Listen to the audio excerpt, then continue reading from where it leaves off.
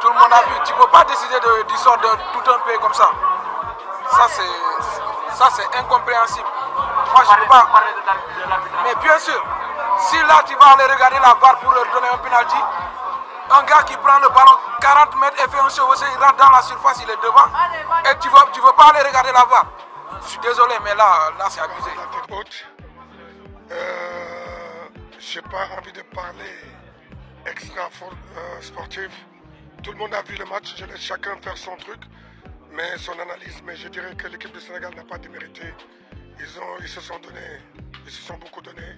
Et félicitations à la Côte d'Ivoire qui s'est qualifiée. Et je crois qu'aujourd'hui, on n'a rien à nous reprocher. Krépin Diatta, l'international sénégalais, pour moi, a eu à tenir des propos qui sont réellement scandaleux après le match qui les a opposés face à la Côte d'Ivoire.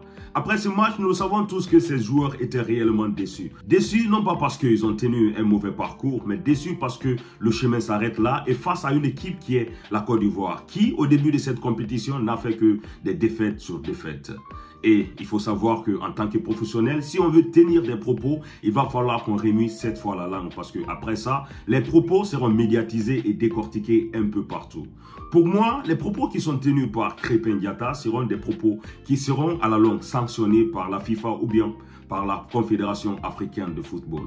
Et de l'autre côté, El Hadji Diouf, lui, il a fait preuve de professionnalisme. Même s'il n'a pas été content du résultat de ces matchs. Mais de toute façon, il n'a pas essayé de tenir des propos qui pourront aggraver la situation. Il est resté fair play et il a félicité l'équipe ivoirienne. Bienvenue à tous dans cette nouvelle vidéo. Je suis Gaspard. Et si c'est la première fois que vous regardez une de mes vidéos, n'oubliez pas de vous abonner, partager puisque ça pourrait intéresser aussi d'autres personnes. Tout le monde a vu. Tu ne peux pas décider du sort de tout un pays comme ça. Ça, c'est incompréhensible. Moi, je ne peux pas. Mais bien sûr, si là, tu vas aller regarder la VAR pour leur donner un penalty, un gars qui prend le ballon 40 mètres et fait un chevauché, il rentre dans la surface, il est devant. Et tu veux pas aller regarder la VAR. Je suis désolé, mais là c'est abusé. Je suis vraiment désolé, mais là, ils ont tué notre compétition.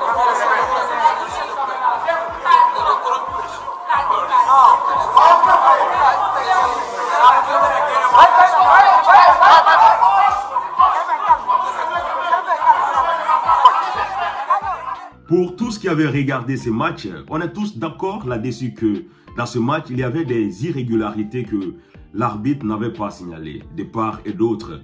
Et à la fin de ce match, voir des joueurs sénégalais tenir des propos comme ça, c'est juste décevant parce qu'il faut savoir qu'ils sont les champions en titre. Et quand on perd, il faut aussi être fair play. On le savait que depuis le début de ce match, le Sénégal pouvait dominer, tout comme la Côte d'Ivoire pouvait dominer. Et ce qu'il faut dire, c'est que quand le Sénégal avait ouvert le jeu maintenant à la 4e minute, ils ont presque tout le temps joué à la défensive. Chose qui n'est pas bon dans une très grande compétition comme ce que nous sommes en train de voir. Il ne faut pas aussi oublier l'effectif ivoirien parce qu'ils ont réellement de bons joueurs. Et à la fin, ils ont essayé de prendre le dessus et nous avons vu comment est-ce que le match s'est terminé. Je pense très bien qu'il est normal que les joueurs soient fâchés, que les joueurs disent que c'est la faute à l'arbitrage ou bien que c'est la faute à la CAF.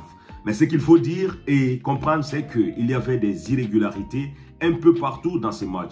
Regardons un peu par exemple cette action de Sadio Mané. Cela veut dire que Sadio Mané devait sortir dans ce match dès la première mi-temps. Mais pourquoi est-ce que l'arbitre a laissé ça tout passer?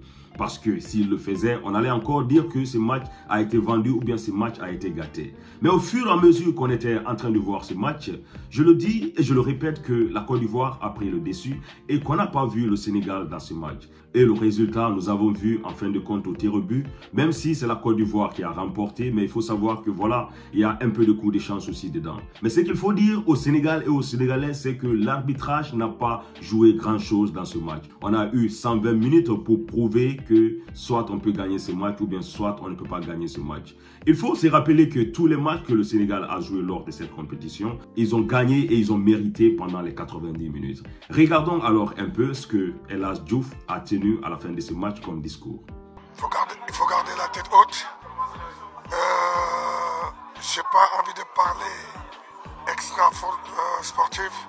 Tout le monde a vu le match, je laisse chacun faire son truc. Mais son analyse, mais je dirais que l'équipe du Sénégal n'a pas démérité. Ils se sont beaucoup donnés. Et félicitations à la Côte d'Ivoire qui s'est qualifiée. Et je crois qu'aujourd'hui, on n'a rien à nous reprocher. Vous savez bien que j'ai été footballeur et aujourd'hui je suis dirigeant. Chacun peut faire des erreurs. Aujourd'hui, il faut avancer. On a une génération très jeune. Il faut aller de l'avant et surtout dire félicitations à la Côte d'Ivoire et les Sénégalais. Et féliciter tous les jeunes là, tout ce qu'ils ont fait, tout ce qu'ils ont donné pour cette CAN. Avant la CAN, il y a les éliminatoires de la Coupe du Monde bientôt et je crois que on n'a pas le temps de gamberger ni de penser à quoi que ce soit. Aujourd'hui, il faut savoir gagner, il faut savoir perdre et avancer. Le poids de la colère nous pousse à dire des choses que nous regrettions après.